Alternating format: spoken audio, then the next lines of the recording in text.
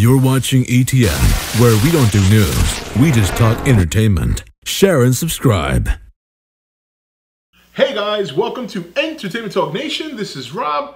This video we're going to do a review for the Jurassic World trailer. Yes, Jurassic World. So we finally get to see the full HD trailer of Jurassic World. A couple of days ago, the footage was leaked online and it was horrible quality. Today, we finally got to see the full trailer in its HD beauty. Now, for those of you who don't know, and I'm sure many of you do, especially if you're following this movie, the trailer was supposed to debut during a football game this Thursday on Thanksgiving.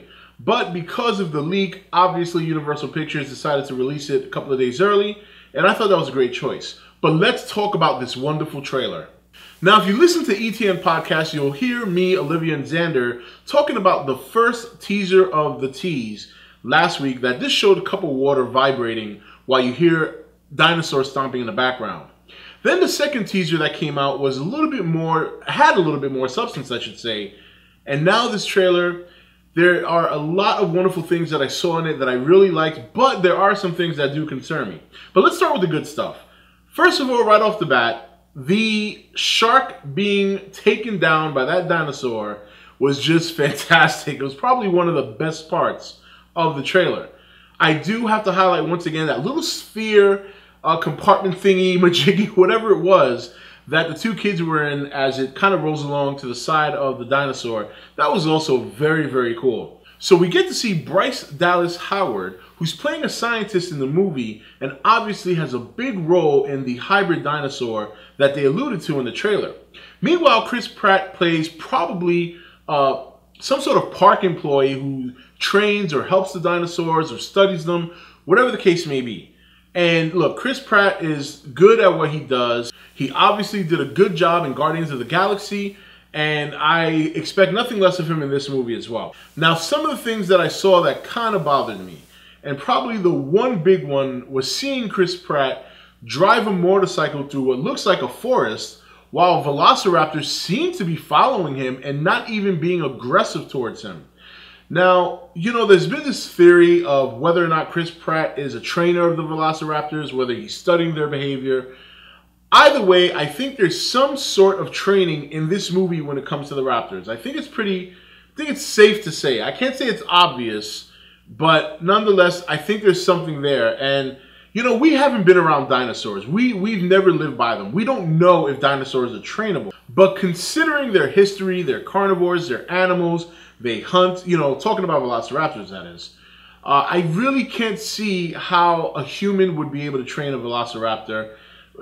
The truth of the matter is we just don't know. So I guess we can roll with that in this movie. The other thing that kind of confuses me about this movie is that, you know, when you consider that the dinosaurs of the other Jurassic Park movies, they were kind of hybrids themselves. You know, if you remember, they replaced some of those dinosaurs' DNA with like toads and other kind of reptiles. So, but it wasn't to the degree of what they seem to be doing in this movie. And I guess my question is, what kind of plot are we going to get? When you consider the history of Jurassic Park in the movie, what they were going for, and what this movie seems to accomplish, you got to kind of wonder, why would anyone let these people do this? Why would they, A, let them even open a park, and then on top of that, create their own dinosaur from different dinosaur DNAs? I just don't get it. So I'm really looking for a compelling story, and I just don't know if I'm going to get that from this movie. So that's another concern, and I can't say that I got that 100% out of the trailer because obviously there's no story there. But when you hear them talking about spliced dinosaurs or the hybrid dinosaur and Chris Pratt obviously being concerned, and then you see Chris Pratt rolling with velociraptors, you know, those are some concerns. They are. But to be fair, I thought the trailer it looked a lot of fun, had a lot of adventure in it, it seems, which is a good thing. And I'm sure the action is going to be there, which is a good thing as well as the suspense. Looks like we might get some of that, and if they can kind of recapture that kind of suspense from the first movie, then I think they're in good shape. My concern is more the story. Where's the story going to go? What is the reason that they were allowed to open a park and create their own dinosaur? But overall, it was a fun trailer. It was much better than what they gave us last week.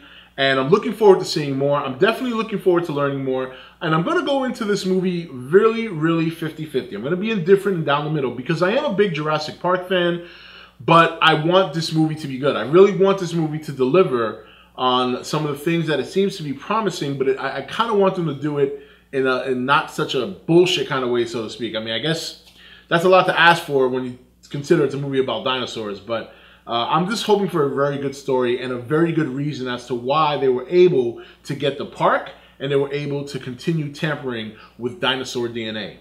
Anyway, guys, that's it for this video. This is Rob signing off for E.T.N, where we don't do news, we just talk entertainment. Take it easy. Thank you for watching E.T.N. Don't forget to comment, share, and subscribe. Join the nation's Facebook page to meet other subscribers or visit E.T.N's Facebook page and Twitter page. Links for all are in the description.